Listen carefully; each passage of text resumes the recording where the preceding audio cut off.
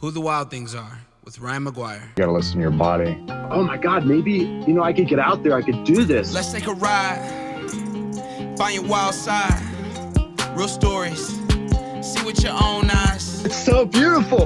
I'm gonna have the best time out here. I was in tears. I was like, that's the best, man. Welcome back to Who the Wild Things Are. My name is Ryan McGuire, and I'm here to bring you conversations with the most wild folks on the planet.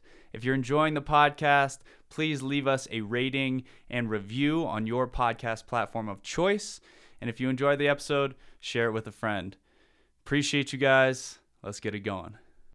What's going on, guys? Wanted to hop on here really quickly just to tell you about the week that I'm honestly looking forward to more than any other week of the year.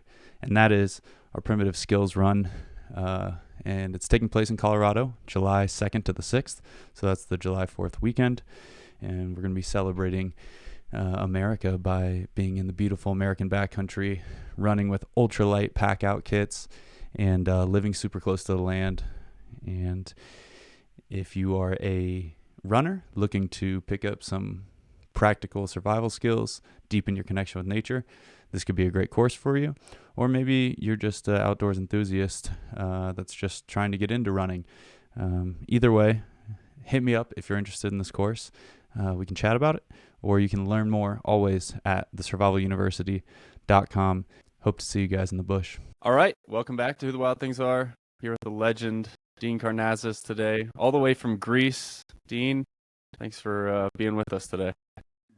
When someone calls me a legend, that basically means you're old. Oh, no, I didn't mean it that way. I meant that you have done this ultra running thing and inspired so many people. And I don't think it applies to old, young, or any specific age group. But I remember when I was first getting into ultra running, kind of look up, who's done this? Is this crazy? Is it actually doable? And your name was one of the few that kind of popped up as somebody that was a pioneer. And it's exciting to get to talk to you about it. Yeah, I'm still, after more than 3 decades, I'm still doing it. I can't believe it. I'm still running these ultras consistently. And yeah, it's been a great journey. Great. Well, before we get too deep into what you're doing right now, I know you're still racing, still in the thick of it. But I wanna kind of rewind it for some folks that are maybe not running junkies and kind of give them a little bit of your background. So kind of paint the picture for us. As a kid, young Dean, were there signs? Was this something that was written in the cards from the beginning? What kind of kid were you? Yeah, no, I mean, my earliest childhood recollections are running home from kindergarten. So my first memories, we all have our first memories, and I think that was a bit foretelling because I remember sitting still in class, wanting just to go crazy because, we tell young boys, sit still and pay attention. And, when you're 5 years old, all you want to do is run around and not pay attention. So I remember trying to have the discipline to listen to the teacher. And then when the bell rang, I just remember running out of the classroom and running home. It was a different era. I was in LA, and, I'm going to date myself. It was in the 60s. So it was safe to let a kid, run a mile home at that age, but I loved it. Yeah. Yeah, that's interesting. I see a lot of that stuff now with parents. I feel like there's a lot more helicopter parents. And if you heard about a 5 or 6 year old running home from school today in LA, that would be an absolutely not, somebody would probably call the police, right? That'd be like a huge deal. Yeah, times have changed, unfortunately. Yeah. Yeah. So then kind of getting a little bit later into your life, were you a track star in high school? Were you doing cross country? How did that progress? I ran cross country when I was a freshman in high school, and I was on the varsity team. So I was, like one of the youngest guys. I think there was 2 freshmen on the varsity team. The coach thought it was, good enough to help fill out the team. We won the league championships. And after that, I thought, okay, I've taken my running career as far as it's ever going to go. And I stopped running when I was 15. I grew up in Southern California, so I started surfing. I moved to Australia when I was in high school. Uh, didn't run at all until my 30th birthday. Mm. And I went through college, and I went through graduate school, and then I got an MBA, and I had this very, cush corporate job in San Francisco, with all the perks, fat paycheck, a company car, bonuses, stock options, all of those things. And on the night of my 30th birthday, I was in a bar in San Francisco, doing what a lot of us guys do on our 30th birthday. Right? I was drinking with my buddies, and at midnight, I told them I was going to leave. And they said, where are you going? Let's have another round of tequila to celebrate. And I said, no, I'm gonna run 30 miles to celebrate instead. And they looked at me and they said, but you're not a runner. You're drunk. And I said, yeah, I'm drunk, but I'm still going to do it. And I walked out of the bar, and I didn't even own running gear at the time, but I had on these comfortable silk underwear, like these silk, boxer short underwear. And I'll never forget, I took off my pants and I threw them down the alleyway, and I just started stumbling south into the night, knowing that a town called Half Moon Bay was 30 miles away. And I said, just, run to Half Moon Bay. Uh, about halfway through, and not even halfway, about 10 miles down the road, I started sobering up, and I thought, what the hell are you doing? This is really stupid. But something just felt right. I didn't like being a corporate guy. Like, I wasn't a business guy. I didn't enjoy it. I mean, yeah, I was okay at it, but it was torture to me to get up every morning. And back then I was wearing a business suit, and I didn't want to do that. And I decided that you know you're either going to do what you love running, it's been in you since you were a kid, or you're gonna follow a path that is not necessarily what you're on earth to do, what you're put on earth to do. So I resigned from my corporate job and said I'm going to become an ultra marathoner, which in 1992 no one knew what ultra marathon even was. And I thought, how am I ever going to keep the lights on, feed my family, all those things. But I thought you only get one crack at it. Like, you're either gonna fail and say, at least I tried, or you're gonna, look back in your life and say, I didn't do what I was put on earth to do, and I regret that. Totally. So you ran from San Francisco to Half Moon Bay, on no training. So I spent a lot of time, lived in San Francisco, bopped around California a lot. So I'm trying to put these pieces together. Are you, when you start this, you're like Ocean Beach, outer Richmond area, and you run down Highway 1? That's a good guess. I was actually in the Marina District of San Francisco, Oh, so which then you used to be ran kind of west. a hip district, kind of by Christie Field. So I ran through the Presidio, and Mm. then eventually linked up with Highway 1, as you know, and followed that until followed basically all the way down the coast. What an epic first like marathon or ultra marathon, to run. Like that's like an epic route. It was an epic route, but I mean, I didn't know what the hell I was doing. I said I ran, right? But I mean, I was hobbling, I was stumbling, I was, shuffling, a lot of shuffling. So it wasn't a world-class time. I think it took me over 9 hours, to run less than a 50K. So it wasn't fast, but it was magical. I mean, I remember looking up at the stars, and and thinking, God, I'm in heaven right now. There was no one out there. It was pitch black. It was quiet, and I thought, wow, this is what life is really about. Did you do this with like no food and water, like, or did you pop into gas stations? How did that look? See, you got to read my first book. It's called Ultra Marathon Man, because I tell the story. No, I stuffed some money in my sock before I left. I stuffed $20 in my sock, and when I got to Daly City, you probably know where that is. Uh-huh. There was a Taco Bell, and so I went up to order some food, but it wasn't a 24 hours. Only the drive-through was 24 hours. The actual. So I ordered drive-through, like through the takeout, and they, like, filled my order, and I got to the window, and the woman's like, "Where's your car?" And I said, "Well, it's in San Francisco. Why?" She said, "Oh no, you need to. We can't serve you in the drive-through unless you're in a car." And she wouldn't give me the food, so I convinced, like, two cars behind. One of the drivers finally let me in. I said, "Can I just get in your car and I'll pay you, and let me get my food." But it's a good story. Yeah. That's incredible. Yeah. Um, Speaking of books, the first time I really well, it wasn't the first time I saw your name, but the first time I got intrigued with your story was this book about the road to Sparta. So I wanna dive into that adventure a little bit. But maybe I guess before we get there, um, one more question on that 30th birthday. When you did that, was that the aha moment, or did you kind of go back to work for a bit and gradually shift your life? Or was it like you threw all your stuff and you quit the next day? No, that was like the aha moment. And, I started doing what probably you and a lot of others listening to this can relate to. I started like working out at lunch, I became fanatical. So, I mean, back then it was a little more formalized in the work environment now. And, now there's not like now there's the gig economy. You can kind of have like you got a podcast, you probably got maybe three or four things going for income.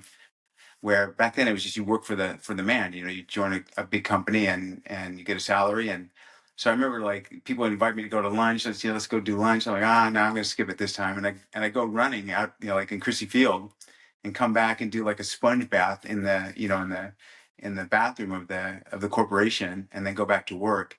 And I did that for a few years, and I just thought, you got to dive in. Like you can't keep being half-assing it. Like shit or get off the pot. Either make a commitment, or don't. But this kind of back and forth is not gonna last. But that corresponded with like kind of the stars aligning, if you will. I wrote my first book, Ultramarathon Man, and that became like a New York Times bestseller. The North Face approached me at the end of this 100-mile race and said, "Hey, this trail running thing's kind of taking off. We want to run. We want to design some trail running shoes. Do you want to be involved?" I'm like, "Okay, yeah, sure. That sounds like a tough job." So I started working with the North Face. So it kind of all fell into place once I made the commitment. Like, go for it. Totally. What was the first 100-miler you did? It's called the Western States 100-mile endurance run. You probably know it. Yeah. Just a casual little 100-miler. Yeah. Yeah. Yeah, for folks that are listening to this, it's the most competitive, prestigious US 100-mile race. There's one in Europe called UTMB that kind of rivals it in terms of prestige, but in terms of prestige in America, Western States 100 is the pinnacle. And if I'm not mistaken, it actually started out as a horse race. Before Yeah. a Yeah, it did. gentleman. That's a legend that it started a horse race, and it was a 100-mile horse race, and a guy trained all year with his horse, and he was fit. But 3 days before the race, his horse came up lame, and he was devastated. And he told the race organizer, "Hey, I'm still going to do the race." And they said, "How? You don't have a horse?" He's like, "I'm just going to run." So they thought he was crazy, but they're like, "All right, let him do it." And he did it, and he actually finished sub 24 hours, and he beat a lot of the horses. And when he got to the finish, they didn't have traditional race medals like you see some race medals in the background for marathons. They put over your neck because it was a horse race. So they had rodeo buckles that they gave as prizes. So they gave him a rodeo buckle. And as you know, that's kind of become now what you get if you finish a 100-mile race. It's kind of that tradition is stuck. You get a race buckle, like a belt buckle. I actually didn't know that is where the buckle came from. I thought that was maybe just because it was like a Westerner thing. I didn't realize it was because of, yeah, that makes a lot of sense. Yeah, so that's what started, and the other thing with Western states, ultra running has, as you know, is become kind of mainstream, or a lot more mainstream than when I did it. And now the odds of getting in, there's a lottery system, and the odds of even getting in the race are really tough unless, you're super elite. You can get what's called a golden ticket, like finishing top 3 at some really other highly competitive races. So it's a blessing and a curse. It's such a great race, but so few people can actually, do it these days because it's so oversubscribed. Definitely. Yeah, and it's becoming more and more competitive, it seems like. I know this year they were thinking about refilming kind of the Unbreakable documentary, which, they had this documentary several years ago about Western states. It was called Unbreakable, and it became one of like the premier documentaries about about ultra running, and they were going to refilm it this year, but I guess they just canceled it due to some of the elite athletes like Jim Walmsley getting injured and kind of backing out of the race last minute. So it doesn't look like that's going to happen after all. That would be good. I mean, I remember the original, and Killian. Killian. There's another ultra runner. You probably, I mean, you're kind of in the sport, so you know Killian. He's coming back to run it. He ran it once. I think he came in second. I think it was in part of the film, but he's older now. But the guy's still an animal. So it'd be, from a competitive standpoint, it's too bad Walmsley can't run it this year, but Killian will be there. Yeah, there's tons of other great talented runners. Yes. Rod Farvard, David Roche. There's David yeah, there's Roche. a really deep field still. Yeah. Very competitive. So yeah, I'll definitely be watching that. It's coming up soon, and yeah, I'm, like you said, I'm kind of tapped into it, a little bit nerdy, and like to watch people run really far. So, kind of shifting back into your life, I want to touch on this road to Sparta, and I know the book tells a lot of these stories, but for folks that haven't heard about this mission you were on, tell us about how it came to mind and what it meant to you, kind of being Greek ancestor. Yeah, I'm a bit a geek when it comes to history, but specifically ancient Greek history, because I'm 100% Greek. And if you know, the marathon was born here in Greece. As well as ultra marathons, I've run around 300 and maybe more than 300, just regular road marathons. So I'm a bit unusual in that regard for an ultra marathoner, that I do both ultras and I do regular road marathons.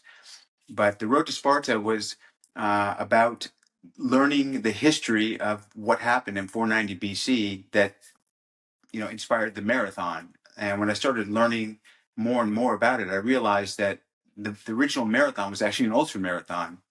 And the reason being is that in 490 BC, the Persians invaded Greece at a place called Bay of Marathon. It actually isn't called, it's called Bay of Marathon in the modern terminology, but in ancient Greek, the word marathon meant fennel, like field of fennel.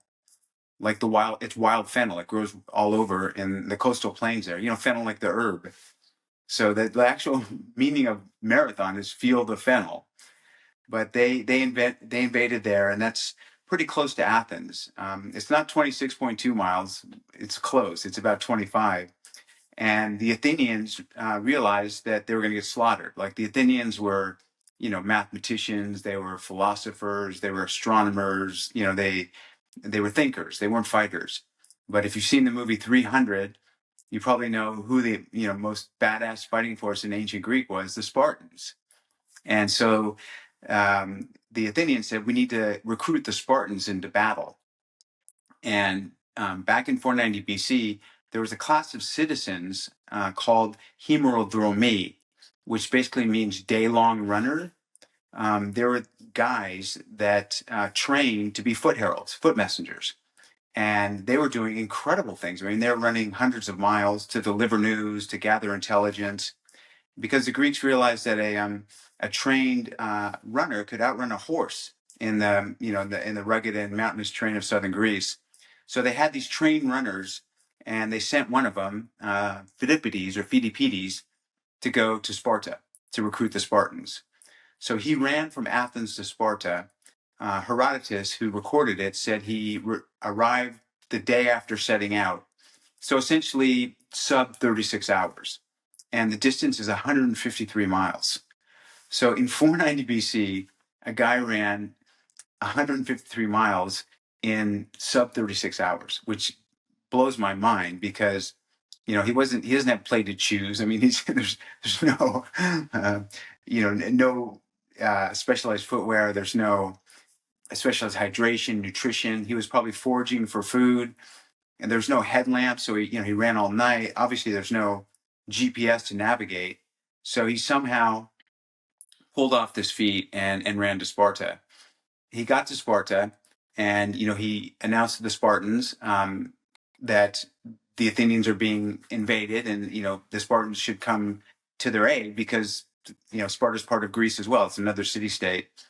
And King Leonidas, who you remember from 300, this is Sparta, he said, okay, we'll come and help you, but we can't leave for 6 days because the moon isn't full, and our religion forbids us for leaving for battle until the moon is full.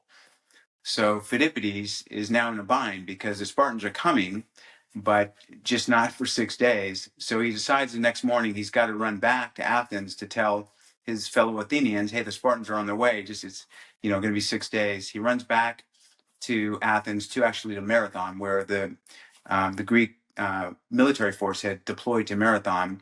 He informs the general. The general says, we can't wait for 6 days. Like every day, every hour, the Persians are fortifying their position. So the Athenians attack. And they do something that's unheard of. They rush the Persians with their shields and their spears. They'd never seen they called before a longbow. So basically a bow and arrow. Like the Persians had these things they could shoot from a distance. The Athenians had never seen this, and they're like, shit, what are we going to do to combat that? And they decided we need to rush at them really quickly. So we kind of make the bow and arrow useless. So it's a really interesting battle tactic. They somehow defeated the Persians, and then the Phidippides was dispatched to run back to Athens to tell the Athenians that they were victorious. He runs back to Athens, to the Acropolis. He proclaims Nike, Nike, or we say Nike, Nike, which means in Greek, victory, victory. We are victorious, and then he dies. Right. So that's the story, and that's also where Phil Knight got the name of his footwear company, Nike, from that story. But there's so many interesting elements to that. One is that, which I find fascinating, is there's a tradition in ancient Greece, if you fought an enemy at the place where they turned around and retreated, you gather up all of their discarded armament, their shields, their longbows, anything, and you pile it in a pile right at the place where they turned around. And the ancient word for turning around in Greek was trophy. And that's where we get trophy. Like literally, that's the genesis of our modern trophy, is that it was a discarded armament from, the people you just defeated. Wow, that's interesting. I'd heard the Nike part, but never the trophy part. So that's a new little nugget that I can take with me. Yeah, and then the original marathon. I don't know. Are you a marathoner? Have you done a marathon?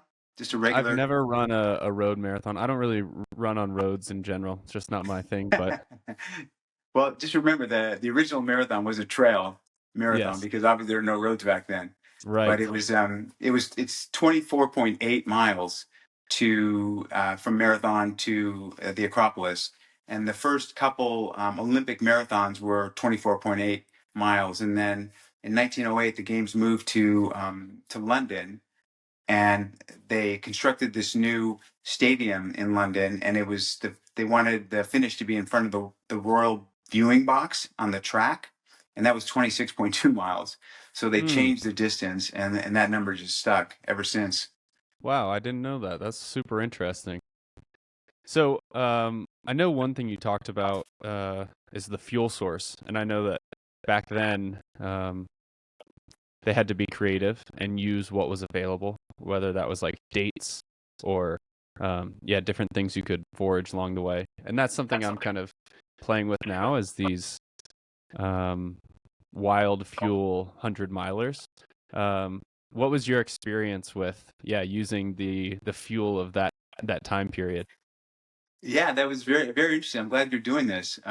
So I researched, what they used, and they carried dried figs, because figs are very abundant, olives, cured meat. So basically like a beef jerky, like a cured meat, which is very salted, and then something called pastelli, which is honey with mashed up sesame seeds.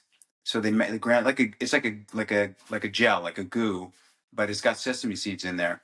So that's what he would have fueled with, and that's what when I ran the Spartathlon, I wanted to use only the ancient fuels, and I only drank water, and I only used those four foods the whole time I ran, because I ran it myself, the modern incarnation, which is 153 miles from Athens to Sparta.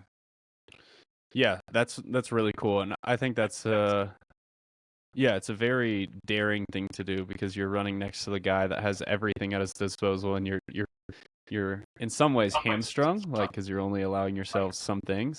But I think it's the connection to an ancient, more simple time. And yeah, I really like that idea, and I found it to be quite inspiring, that use of history.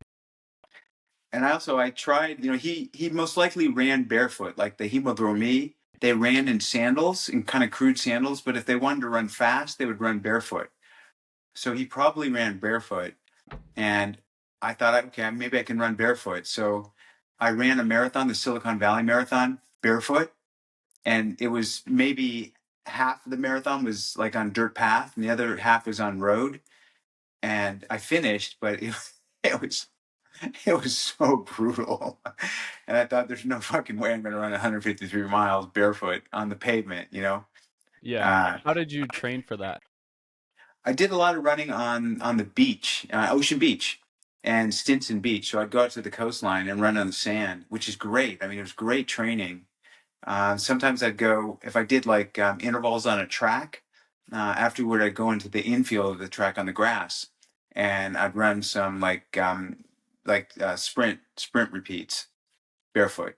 And Yeah, running barefoot is fantastic if you have a soft surface. I still do that after, like, anytime I do speed work on a track. I just finish up with like 4 by 100 yards or 8 by 100 yards barefoot on the grass. And Oh, it's like that's great. my favorite thing to do is like those. You just feel so light and free doing barefoot. I don't know.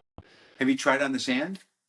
Yeah, I've ran a lot on Okay. the sand. I've actually done like some bigger walks, hikes, runs barefoot. I did a 50 miler barefoot in the Hoh rainforest. I did a mountain here called Mount Morrison barefoot. Oh. I've toyed around with it a lot, but yeah, Was it technical, the one in Colorado? The trail, was it rocky or very more like graded fire road dirt? extremely rocky and technical. Ah, It's only like maybe 4 miles, but it's 2,000 feet of gain, and there's like some yeah. class 3, maybe class 4 climbing moves on it, so it's super Man. steep and rocky. She's almost scrambling too, and yeah. Definitely, yeah. So it's something that I'm interested in, but I haven't perfected or given it as much time as I need to. I'm toying with this idea, like I was saying, of doing a wild foods 100 miler, starting in Nicaragua and running to Costa Rica. And so basically I would spearfish the first day. I would dry the fish, right? Similar to your dried meat approach. Yeah. And then forage fruit along the way and do dried fish and whatever fruit I forage to complete the 100 miler. So that's why I'm like incredibly interested in how you went about this whole approach, because they're very similar in nature. Yeah, that's interesting that you're gonna fish. Yeah. Yeah. Mm. I mean, fingers crossed, right? It's like, it's not, fishing is never a guaranteed thing. So She could go hungry. Yeah. yeah, it could be a Yeah. really long, slow 100 miler that's, yeah, not quite as fun. But yeah, I don't know. I'm very interested in how these folks have done this for so long, right? How were they able to do these amazing feats of strength and endurance back then? Did they have a different mindset? Is that fuel just like better than we give it credit for? Is it partially that they were doing this from a really young age? I think it's maybe some mix of all those factors. I think so, and I think I think a lot of endurance athletes don't train using these foods, so it's hard to appraise just how good they are. But I remember one time I ran this race called the Four Deserts Challenge, and it's the Atacama Desert, the Gobi Desert, the Sahara, and Antarctica. And in the Sahara Desert, I was racing against these 4 Italian special ops guys. So they're like special forces from Italy, and their scientists had engineered this product in a test tube, and it was basically olive oil, like concentrated high extra virgin olive oil, high phenol. It was green, so it looked very like very much like raw olive oil. So they were having 2,000 calories. They figured that to kind of stave off catabolism a bit, you need 2,000 calories a day, even though you're loading up because you're running between, I don't know, I think 30 to 60 miles in each stage. It's a 7-day self-supported race. But that's all they were having is these shots of olive oil, and they performed remarkably well. Yeah, that makes sense. I mean, it's like a super clean, bioavailable fat source. When you're moving at slower paces, I think that's probably about as good as you can get. I think if you want to like race super fast, you probably need to find some good carbohydrate sources, is my guess. Um, but again, that's where things like using figs or fruit or things like that can come into play, or the sesame sticks that you were mentioning. Yeah, they call it pastelli. Pastelli. I'm You gonna can look into actually that. buy the bars here in Greece, pastelli bars. It's it's pastelli sounds to me um in some ways similar to like pinole because they're using chia seeds with blue corn and grinding that together and then mixing it in water, and that's what the Tarahumara use and Oh, still yeah. use to this day. It's similar. There's a berry that grows in Greece called sea buckthorn berry. That's similar. It's the only actually it's a like incredible superfood. It's the only food on earth that has omega 3s, omega 6s, and omega 9s. Hmm. So it's a very concentrated, deeply orange berry. And Alexander the Great noticed that his horses, when and this is 325 BC, he noticed his horses when they were wounded, they'd eat these sea buckthorn berries, and they'd like recover miraculously quickly. So he started having all of his troops eat these berries, and that's how I first learned about them. Interesting. Yeah, I'll have to look into those. Yeah, Are they something that sea buckthorn. Yeah. do they grow all over or just in that region? No, just in certain southern facing slopes, mainly in the Peloponnese region of Greece, and Hmm. in certain soil. Like the soil where they grow is really salty. It's like coastal plains, if you will. Yeah. They have to have a certain amount of sun. Yeah, they're kind of fickle where they grow, but when they grow, the harvest is amazing. They produce a lot of fruit. But it's That's awesome. it's small berries. They're small little round berries. Cool. Yeah, I'll look into those. I just took a client out. I teach wilderness skills and I take people on long walks in the bush, and I took this client out who's 100% Greek, Mm, and he has a place in California that they grow olive trees and mm. all different varieties of olives. And on our walk, we had some of his homegrown olives that were dried and salted. And oh my gosh, they are like super fuel. I couldn't stop eating them. They're just like exactly what my body was craving out in the desert. It was remarkable. Were they the olives he brought from Greece, or were they from from his farm in California?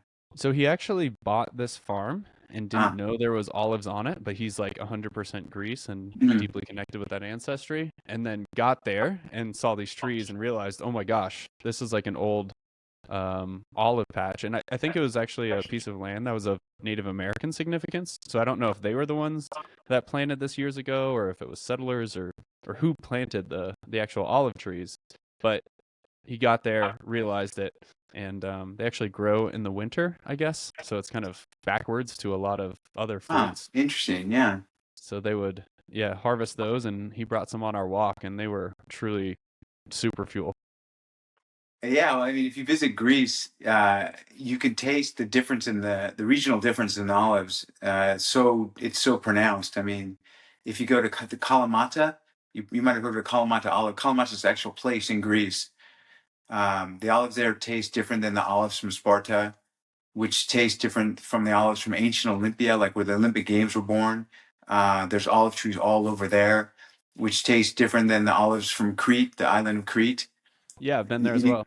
Okay, yeah, yeah. Yeah, that's interesting. I noticed with these olives, actually, each olive individually tasted different. Like some of them would be bigger and some of them would be smaller and some would be more nutty, some more like sour and fruity. And yeah, I didn't realize that was the case because prior to this, I had only had commercial olives and they all taste the same. Yeah, it's funny. The same tree can produce little green, really potent olives and like bigger, like almost prune size olives that have a completely different flavor profile. Yeah, it's Mm. super interesting. Um, as you were writing these books and doing these adventures, I'm sure you started getting more like notoriety and people started maybe recognizing you or looking out for you, contacting you. How did that shift from being like, okay, I'm Dean, I'm this guy that runs far and does these like obscure races, to now I'm like a celebrity and people are reaching out all the time? It's been an adjustment. I mean, I'm an introvert by nature. I think a lot of runners are introverts. I mean, I'm so comfortable just going off and running, for 8 or 10 hours by myself. So I've never been comfortable around groups of people. But thankfully, it's a really great, community, if you will. I mean, the people that come up to me and say, "Oh, wow, I read your book," or "God, you really inspired me." They're like us. I mean, they're athletes. They usually, if we start talking, they usually have really great stories themselves. So it's not like I'm a rock star or like a movie star where it's, like a bunch of fawning fans. These are like legit people. So it's been an honor for me. The one thing that's interesting as I travel more internationally is that because my books are in print, I think in 22 languages, no matter where I go, someone has kind of read my book. So there might be someone from Europe, someone from Japan, someone from South America, and they all know me. They're at this race. They don't know each other, but there's Dean. I read his book. So that dynamic is kind of cool. But yeah, I'm kind of a conduit to a global community, just because I'm the one entity that they kind of know. Like I'm sure, like Walmsley and all the famous people probably have the same sort of thing. But for me, it's just through them reading my book. Yeah, totally. Was there ever a moment where it kind of took away from running for you, doing the more like the media side of stuff? Yes. Yeah, it has. I'll be honest. I mean, you can't just disappear in the crowd anymore, when you're kind of a known entity, like, especially in Greece now, when I race, and the moments in between aid stations, when I'm by myself, are really magical. But usually when I come into an aid station, there's people that know me, and it's fine. The one thing is, when you're feeling great and you're having a good race, it's beautiful. But when you got snot coming out of your nose and you're peeing on yourself and you're just a complete mess, having people wanting to take a selfie, and it's that's kind of a lot of work. Yeah, it'd be one thing if you were strolling through a hotel when these people are trying to take a picture with you. It's another thing when you're 60 miles in, you're dehydrated, you have the runs, you just got off course and you can't figure out, it's like any number of things could be going wrong at any time in an ultra marathon. Yeah, and I mean, you come to these aid stations, and you kind of want to just chill and get some food and kind of regroup, but you kind of get surrounded by people quickly, and then you just I just want to get out of there. Like, oh God, this is becoming overwhelming, and so I end up not, getting resupplied sometimes, and that's a problem. So, I've really been mindful that you have to just say, hey guys, I got to grab something to eat or drink. But I've never gotten used to being a public figure. Yeah, I heard David Roche talking about this once upon a time. I don't know what he was talking about it in reference to, but basically, you're a nice guy. I think David's a nice guy. You want to be a nice guy during the race and you want to like make time for everyone, but there are times where you just need to save your energy for yourself because you have a finite amount of energy to give, and if you hand that out to everyone at every aid station, then maybe that's taking away from what you have to give yourself during the race. Yeah, and I mean, obviously he's trying to get on the podium, and I've given up podiums a long time ago. I mean, I win my age division in almost every race I do, but only people care who wins your age division are people in your age division. So, I'm still trying to race to be competitive, but a lot of times, especially these longer races, I'm just trying to get to the finish line. So it's a little, I have a little more leeway. Like I'm not counting minutes so much as he is when he's racing. I saw him come through a couple aid stations at Leadville last year because I was in Leadville crewing for someone, and he was pretty friendly. Like he was pretty well put together. I thought, like, I kind of know him, but I thought, hey, he's a good guy. Like he seems, he's smiling, he's cheerful, he's pleasant. Yeah. Totally. Yeah, he's always Mm. seems like he's in a good mood and trying to do good things for other folks. I was also at Leadville, so maybe we were there together. I ran last year as well. And I remember I was going up Hope Pass and summiting it the first time as he was coming back. And I actually didn't know who he was at that point. I thought Adrian McDonald was, kind of the guy to watch out for. Hmm. And all of a sudden I see this the skinny guy who's, running well, and he's coming back down. I'm like, okay, this is about, where the leader would be, but that wasn't Adrian, and I don't even know who that was. And then I crest the hill, 4 minutes later, maybe more than that. I don't know what the split was. And there was Adrian. I'm like, oh my God, whoever that guy is having a all-time day, because he is well above one of the all-time legends of Leadville right now. And he's still got, 40, 50 miles to go, and he looks really fresh. And that's kind of where I found out about David Roche initially, was actually passing him on the trail. Interesting. Yeah. What did you what did you finish? What was your finish time? I finished in 26 hours. Goal was about 24. I went in, I had Giardia, so I'd actually lost 20 pounds going into the race. And I'm 6'2". I was at 165 pounds, which is the least I've ever weighed.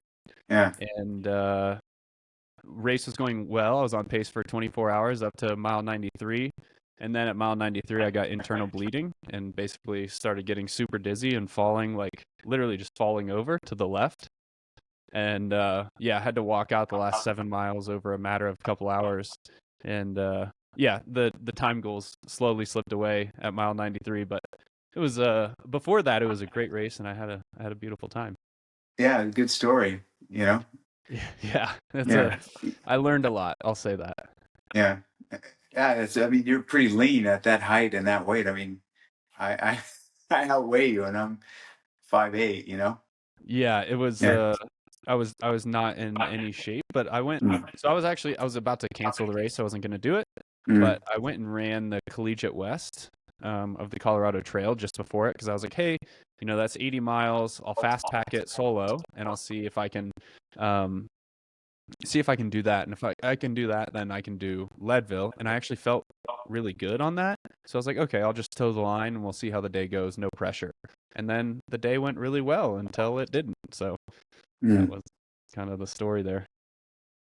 Did you have a pacer? I did, yeah. My best friend was pacing me, and I'm very glad he was, because it got pretty nasty in those last couple miles in the middle of the night. So Yeah. yeah. Was there ever a race that I know you were saying you're kind of not looking for podiums, time goals aren't as big of a deal now for you. Was there a race, maybe at the height of your performance level, that you think of like, okay, this is where I was fittest in my life, this was my best race performance? What would that be?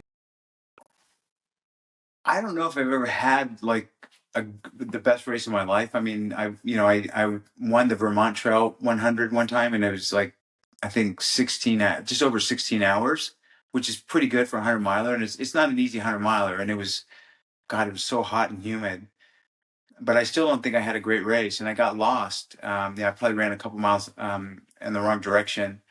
But the Badwater Ultramarathon, which is this 135-mile race across Death Valley. One year I said I want to win. Like I've never ever in my whole career said I really want to win or I want to place on the podium. I've never been that competitive. I just haven't. I've always looked at these races as amazing experiences. But one year I said, okay, I want to win this race. I'm capable of it. I'm going to train, and I won. So I was pretty happy with that. Looking back on my career, I know I could have been a lot more competitive if I took it more seriously. I just never took it. I mean, I was running in board shorts. I was just kind of like just out for the adventure. Even at Western States, I think I finished top 10 at Western States, maybe a handful, maybe 6 times, maybe more, top 10, and I've done it 13 times. But the best I ever performed was I came in 4th in like 17 hours, and I never really trained specifically. Like I look back at my career and I think you're such a schmuck. Like you should have just trained for Western States and you could have kicked some serious ass, instead of just ending up in 4th place. Kind of, I'm fine with that. So I just haven't been that competitive. So is that something you would, when you think about talking to a younger ultra runner, there is this classical debate about ultra running. Should it be about spirit or should it be about speed? And it sounds like, and maybe you can fill the gaps in here, you had and still have an amazing time out on the trail, but maybe there was something left on the table in terms of how fast you could have gone. Yeah, absolutely. I mean, I didn't even have a self-coached. I just never took it very seriously. And I love doing things like I ran 50 marathons in all of the 50 U.S. states in 50 days. So it's like this adventure that I kind of conceived. And I love doing things like that as well. So I love to race, but I did all kinds of things, off the race course, if you will, with running that, now it's so much more commonplace, for people to do these kind of, self-contrived adventures. But when I did it, it was like, no one even, they thought it was crazy. Like, you can't run 50 marathons in a row, and how are you going to get around? And so, yeah, I never really took the racing as seriously as I guess I should have. When you think about just personal meaning and you look back over your career, what race has the most personal meaning? Maybe you never had your you had your perfect race with speed and times, but which one means the most to you? Uh, I ran a 10K with my daughter Alexandria on her 10th birthday, and that was my pinnacle moment, if you will. Wow, that's beautiful. Was that your idea or Yeah, her idea? it was hers actually. Yeah, I couldn't believe it, and it was a great experience because she was in this organization called Girls on the Run, which is a great organization, and she did a 5K. Like, after this 10-week training program, she did a 5K, and I was so proud of her. And then she said, "Oh, let's do this to 10K." And at mile 5 of the 10K, which is 6.2 miles, she was spent. Like, she went out too fast, typical, and she was just. And I was about to turn her. I mean, she was dying. I was about to say, "Alexandria, it's cool. Don't worry about it. We'll come. We'll do another 10K. Like, let's go back to the hotel, and we'll relax." And right when I was about to say that, she looked at me and she said, "Dad, I can do this." And she just like got a second wind and just took off like a rocket. And it was amazing to watch her come across the finish line like in a sprint. So like the last mile, she pretty much sprinted. Wow, that's something you'll never forget. No, no. Um, Another question I have for you regarding the longevity piece of this is that you've been doing this, I think you said 3 decades relatively seriously. What is the key to staying healthy and staying in the game? I think one is mindset, and I think my mindset is more built for longevity. When I stopped being competitive, I kept going. Like, I didn't let it. I didn't say like, I'm no longer winning races. I'm gonna give it up. So I think having that love of running, just that inherent love of like running as a form of play, something I really love. The other thing is relentlessly cross training. So I think, I look at my life through the lens of being the best animal I can be. I don't look at just one element. So, my regular training, my cross training, my diet and nutrition, my sleep patterns, my recovery, my interpersonal relationships, all of those things I try to maximize for performance. So, I do a lot of cross training. I haven't lost that much muscle mass as I've aged. And that's, I got to work twice as hard not to lose muscle mass, but I do the work. I do a lot more hit training. I do a lot fewer weekly base miles, but a higher intensity. So a lot more hill repeats where I'm sprinting, up a hill. So it's not so pounding on my joints. And then, just doing a recovery run back down and then turning around. I'm also doing a lot of nose breathing when I'm running. So it's forced hypoxia because, I'm spending most of my time in Athens, Greece, or in San Francisco, which are both at sea level. But by forcing myself to nose breathe, one, it slows my pace. You just can't go as fast because you're in oxygen debt the whole time. But it also revved up my VO2 max. It really moved the needle, which is hard to move the needle on your VO2 max. So I've been doing more nose breathing. Yeah, most of the people that I ran with when I was younger, are no longer running. They're either burned out or they're injured or they just can't, their joints can't stand stand up to the pounding anymore. Where I'm still going. Yeah. Have you taken any big breaks? Could that be part of it? There's the consistency over time. The longest I've gone without running in the past 33 years, going on 33 years, is 3 days. I had the flu, and and it wasn't getting better. So on day 4, I went running, and I got better right away. So I've never taken a break. But I'm not, like I said, I'm not doing. I used to do 120 to 150 mile weeks. There's no way I'm doing that now. I mean, the running I'm doing now is, maybe if I do a 50 or 60 mile week, that's pretty much the most I want to do, because going beyond that, it's negative returns. Totally. So what does a typical training week look like now for you?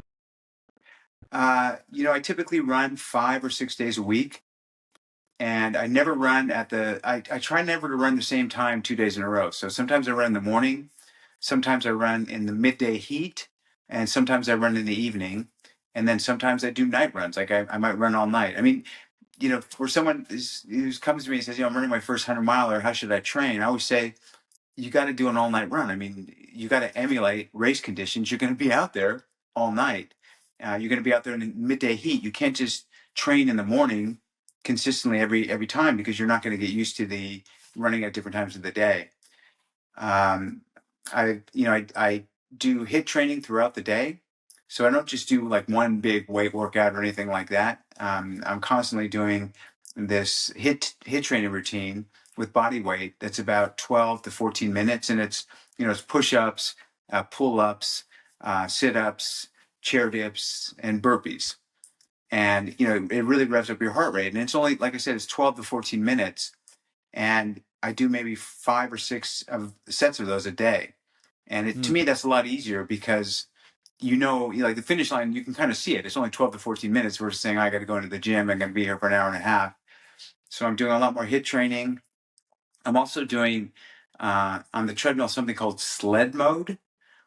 I don't know if the treadmill I have is by Techno Gym, and they have this thing called sled mode. So you basically hold these 2 handles. It's still, you're pushing a sled. So the belt is tensioned to the amount of weight you put in the sled. Like, you can adjust how much weight and how far you want to push it. So I'm doing this sled mode, and that to me has helped my running so much, because it changes up your muscle sets. It's helped my downhill running. It's just everything about doing the sled mode has improved my running.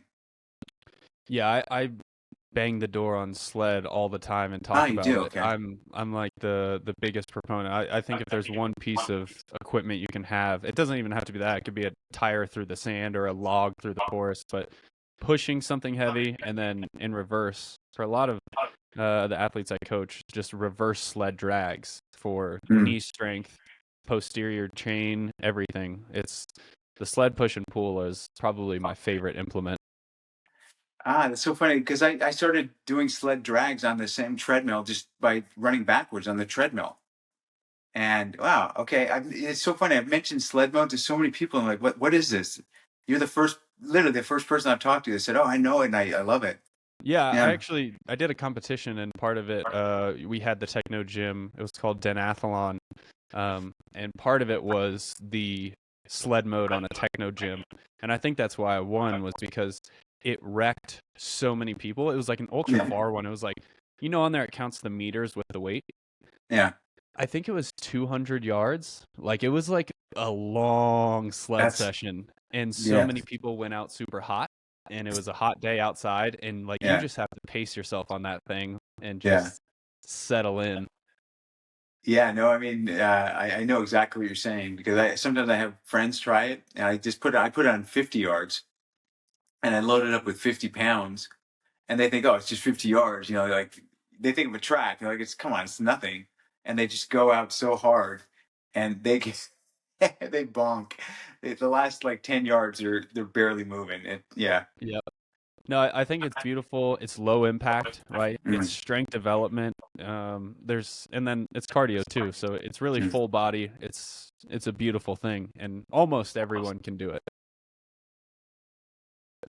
So we have just a couple minutes left here, and I want to kind of get some closing thoughts from you. You have a lot of wisdom, and just curious what advice you would give to somebody trying to get into running, the average person, right? Not someone that's gonna chase podiums, but somebody that's just like considering it loosely. What's the best way to get started in this world? I say start from the ground up. So start with a good pair of shoes. And to get a good pair of shoes, I recommend going to a local run specialty store and in your neighborhood. If hopefully you have one, not a big box store like Dick's or some, Sports Authority, but go to like a Fleet Feet or Roadrunner Sports and work with a knowledgeable staff person to get in a good pair of running shoes. Running shoe technology has improved so much, in the past few years, and the technology, the comfort is incredible. So get a good pair of shoes to start out with, and also invest in a pair of just basic moisture wicking technical fabric. I mean, don't try to run in cotton. So many first timers go out there in cotton socks, cotton shirt, and they're miserable. They're hot, they're sweating, and they wonder, why am I so miserable? So get some technical fabric. And then literally, if you're just starting out, start out with a goal of trying to run for 5 continuous minutes. Don't go for distance. Just say, I'm going to run for 5 continuous minutes. And that means be pretty well spent at the end of 5 minutes, but don't walk. So a lot of people, I say, try this. They go out really hard, and after 2.5 or 3 minutes, they have no energy and they start walking for the next 2 minutes. I said, you went out too fast. You need this, will teach you pacing. So just set the first goal is just running for 5 continuous minutes. That's beautiful. What about in terms of nutrition? I say listen to everyone, follow no one when it comes to nutrition.